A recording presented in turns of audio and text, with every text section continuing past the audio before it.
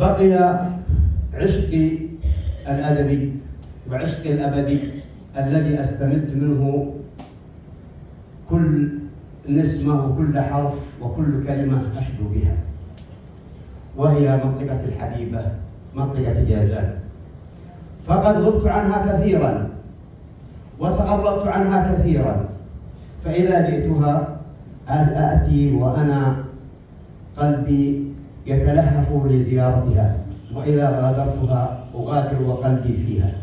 أقول فيها: إن جئت جازان أبكي حين أرتحل، كأن نار الجوى بالجوف تشتعل، أحس روحي غدت من درب تربتها، وجفن عيني غدا بالأرض يكتحل.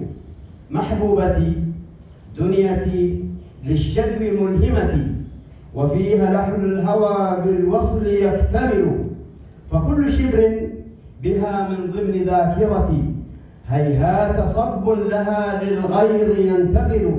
يا لائمي بالهوى لو خضت تجربتي، لذبت عشقا بها مثلي فتمتثل، لأنني لم أطق صبرا لهدر لها، كأني من دونها بالجمر أنتعل. عشقي لجازان يبقى رب قافيتي، وحسن محبوبتي يحلو به الغزل.